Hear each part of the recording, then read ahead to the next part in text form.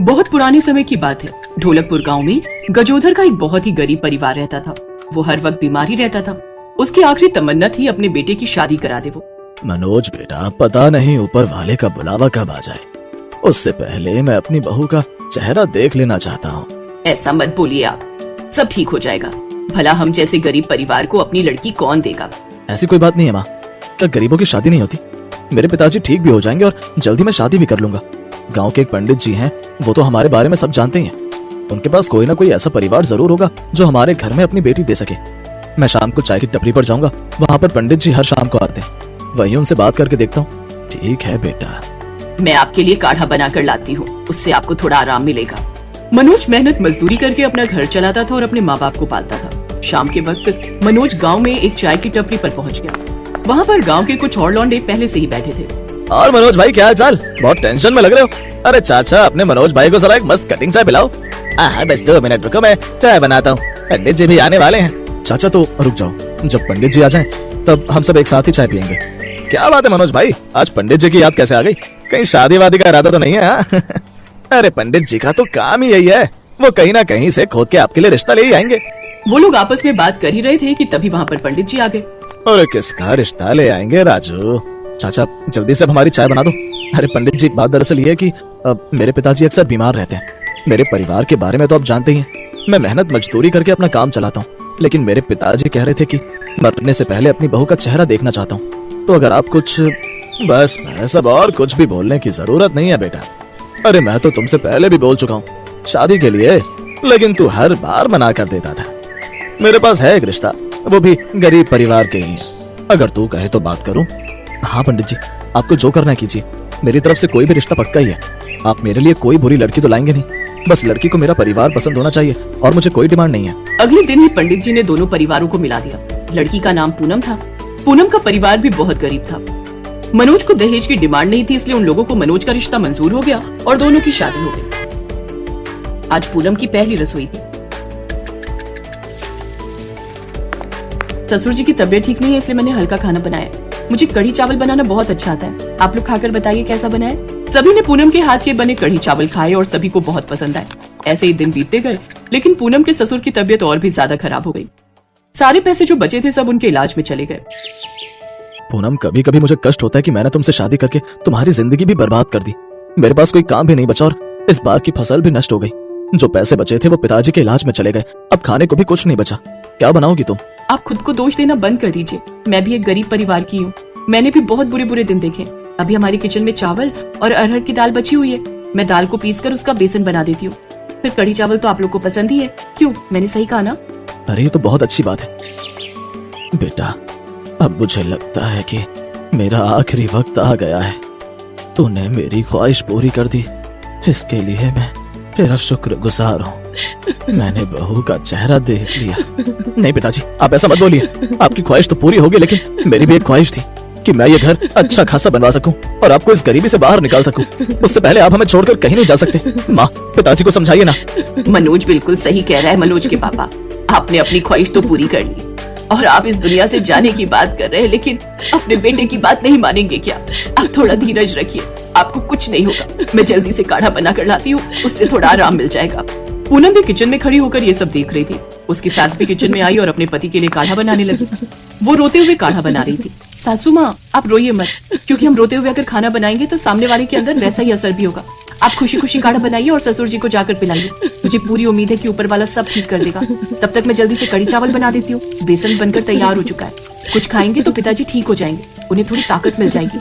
ठीक है बहू, तूने बिल्कुल सही कहा। पूनम ने कढ़ी चावल बनाए और सबसे पहले उसने भगवान को अर्पण किया। हे ऊपर वाले, मैं बचपन से तेरी पूजा करती आ रही हूँ, लेकिन मैंने तुझसे कभी कुछ नहीं मांगा, ना ही अपने लिए और ना ही अपने मायके वालों के लिए। लेकिन मैं पहली बार अपने ससुराल वालों के लिए कुछ मांग रही हूँ। हमारी गरीबी खत्म कर दीजिए और सबसे पहले तो पिताजी को पूरी तरह से सही कर दीजिए, ताकि मनोज जी अपना सपना पूरा कर पाए। जैसे ही पूनम ने कढ़ी और चावल भगवान को अर्पण किया, वैसे ही कढ़ी से आवाज आने लगी। मैं तुम्हारी प्रार्थना, तुम्हारे प्रेम से बहुत खुश हूँ। अब ये कढ़ी चावल कोई साधारण कढ़ी चावल नहीं रहे, बल्कि भगवान के आशीर्वाद से जादुई कढ़ी चावल बन चुके हैं। जितने भी लोग ये कढ़ी चावल खाएंगे, वो लोग पूरी तरीके से स्वस्थ हो जाएंगे और उसके बाद अंत में थोड़ा सा कढ़ी बचा लेना और पूरे घर में छिड़क देना। उसके बाद कड़ी की हर एक बूंद सोने में बदल जाएगी, जिससे तुम सबकी गरीबी खत्म हो जाएगी। लेकिन उसके बाद मेहनत करना कभी बंद मत करना, ऐसा अपने पति को भी बता देना। क्या ये सब कुछ सच है? क्या सच में परमात्मा ने मुझे आशीर्वाद दिया है? अब उस कड़ी चावल से आवाज आनी बंद हो गई। पूनम भगवान को पुकारती रही, लेकिन अब भगवान ने उसे कोई जवाब नहीं दिया। फिर पायल ने तुरंत ही मनोज को बुलाया और उसे सारी बात बताई। पूनम, हो सकता है भगवान तुम्हारी भक्ति से खुश हो गए हो और तुम्हें आशीर्वाद के रूप में ये जादुई कड़ी चावल दिया हो। सबसे पहले पिताजी को एक कड़ी चावल खिलाते हैं, हो सकता है ऊपर वाले का आशीर्वाद सच साबित हो जाए। आपने बिल्कुल सही कहा। मनोज ने अपने हाथों से अपने पिता को वो जादुई कड़ी चावल खिलाए। गजोधर ने जैसे ही वो जादुई कड़ी चावल खाए, वैसे ही उसके शरीर में एक ऊर्जा दौड़ गई। वो पूरी तरीके से ठीक हो गए, यहाँ तक कि गजोधर अपने बिस्तर से उठकर इधर उधर टहलने भी लगा। सब लोग ये देखकर हैरान रह गए। मनोज बेटा, अब मैं पूरी तरीके से ठीक हो चुका हूँ। मैं अपने आप को बहुत स्वस्थ महसूस कर रहा हूँ। मुझे लगता है भगवान ने सच में हमारे लिए साधारण कड़ी चावल को जादुई कड़ी चावल बना दिया है। अब मैं जल्दी से ये सारी कड़ी घर में इधर उधर छिड़क देती हूँ। हाँ, जल्दी करो पूनम। पूनम ने सारा कड़ी चावल घर में चारों तरफ छिड़क दिया, जिससे जहाँ जहाँ पर कड़ी की बूंद गिरी वहाँ पर सोना बनता चला गया। सब लोग बहुत हैरान हुए और खुश भी। अरे बहू, ये चमत्कार कैसे हुआ? मनोज ने सब कुछ अपने माता पिता को बता दिया। उसके बाद मनोज ने सारा सोना इकट्ठा किया, उसे बेचकर अपना एक घर बनवाया। सोने का कुछ हिस्सा बचाकर उसने भगवान की सोने की ही मूर्ति बना दी। पूनम, आज मुझे पता चल गया कि अगर सच्ची श्रद्धा और भक्ति से ऊपर वाले की प्रार्थना करो तो वो जरूर सुन लेता है और कोई ना कोई चमत्कार जरूर करता है। ये सारा कमाल तुम्हारी जादुई कड़ी और चावल का है। आज हमारी गरीबी खत्म हो गई और ससुर जी भी पूरी तरह से ठीक हो गए। अब इस गांव में या आसपास जितने भी गरीब और परेशान लोग होंगे, उन सबकी हम मदद किया करेंगे, तभी ऊपर वाला हमारी मदद करेगा। बहू, हम धन्य हो गए तुझे पाकर। उन लोगों ने बड़ा सा घर बना लिया और इस तरह अब वो लोग अपनी जिंदगी खुशी खुशी बिताने लगे। मंगरू हर रोज शेफाली की तारीफ करता था। मंगरू पूरा दिन काम करके थका हारा घर आता था और कहता था, शेफाली, खाने में आज क्या है? आज कढ़ी चावल बनाई हूँ जी। वाह, जल्दी खाना लगाओ, बहुत भूख लगी है। शेफाली के हाथों की कढ़ी चावल खाकर मंगरू पागल ही हो जाता था। वाह शेफाली वाह, तुम्हारे हाथों में तो जादू है। दुनिया का बेस्ट कढ़ी चावल बनाती हो तुम। आप भी ना कुछ भी बोलते हो। सच बोल रहा हूँ, मैं तो सोच रहा हूँ कि ये सब मजदूरी में कुछ नहीं रखा है। ये सब छोड़, मैं खाना डिलीवरी का काम शुरू करूंगा। अच्छा, और खाना कौन बनाएगा? क्यों, तुम बनाओगी ना मस्त कढ़ी चावल। कढ़ी चावल बेचकर ही हम करोड़पति बन जाएंगे। करोड़पति? जेब में फूटी कौड़ी नहीं है और करोड़पति बनने का सपना देख रहे हो। गरीबों के लिए सपने से बड़ा और है ही क्या। एक दिन आराम की जिंदगी गुजारने का सपना देखते देखते गरीब लोग पूरी जिंदगी गुजार देते हैं और भेड़ बकरियों की तरह मर जाते हैं। लेकिन उनमें से कुछ लोग गरीबी से बाहर निकल पाते हैं। मंगरू को भी गरीबी से बाहर निकलना था।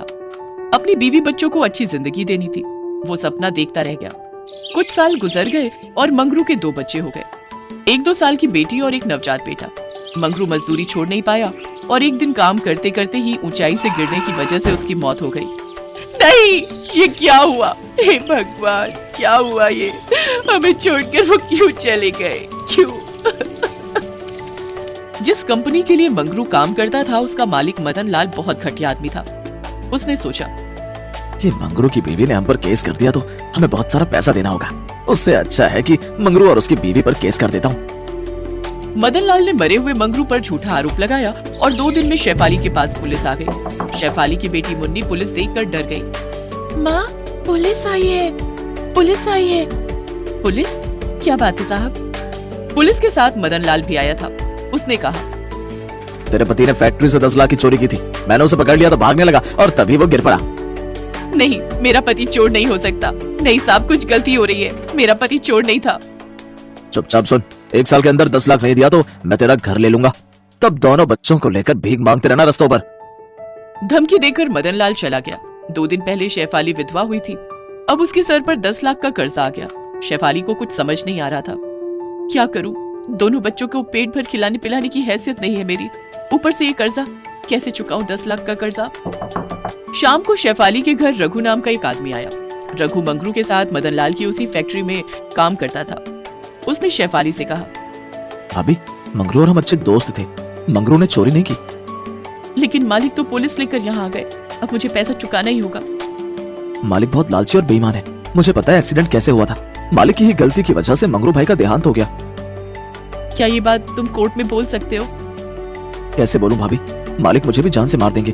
अपनी बीवी बच्चों को खिलाऊंगा क्या? रघु चला गया। शेफाली के पास कोई चारा नहीं था। वो 2-3 घरों में बर्तन मांजने का काम करने लगी और घर चलाने लगी। 1 महीने बाद एक दिन उसकी बेटी ने उससे कहा, माँ कढ़ी चावल बनाओ ना, बहुत दिन हो गए कढ़ी चावल खाए हुए। ठीक है बेटी, बनाती हूँ। शेफाली कढ़ी चावल बनाने लगी। पूरा घर खुशबू से भर गया। उसी वक्त थाने से एक पुलिस ऑफिसर आया। उसका नाम मनोज था। शेफाली आपका नाम है ना? हाँ मैं ही शेफाली हूँ, क्या बात है? मैं आपको याद दिलाने आया हूँ 10 लाख 1 साल के अंदर देने। 1 महीना गुजर चुका है। याद है साहब, लेकिन मैं भी गरीब हूँ। मेरा पति मर गया है, मैं क्या करूँ? ये कहते हुए शेफाली की आंखें भीग गईं। वो देखकर मनोज का दिल भी नरम हुआ। मनोज को भी पता था कि मदन लाल पैसों के लिए झूठ बोल रहा है, लेकिन वो भी कुछ नहीं कर सकता था। उसने कहा, अरे ठीक है, कोई बात नहीं, चुप हो जाइए, मैं तो बस अपना काम करने आया था। ठीक है साहब, आए हैं तो कुछ खा कर जाइए। खा के? हाँ भूख तो लगी है, और आपकी रसोई से बहुत अच्छी खुशबू भी आ रही है। क्या बन रहा है? कढ़ी चावल। माँ कढ़ी चावल बना रही है। माँ दुनिया का बेस्ट कढ़ी चावल बनाती है। एक बार खाओगे तो पूरी जिंदगी याद रखोगे। अच्छा ऐसी बात है क्या? तो फिर टेस्ट कराइए शेफाली जी। शेफाली ने मनोज को कढ़ी चावल दिया। वो चखकर मनोज के होश उड़ गए।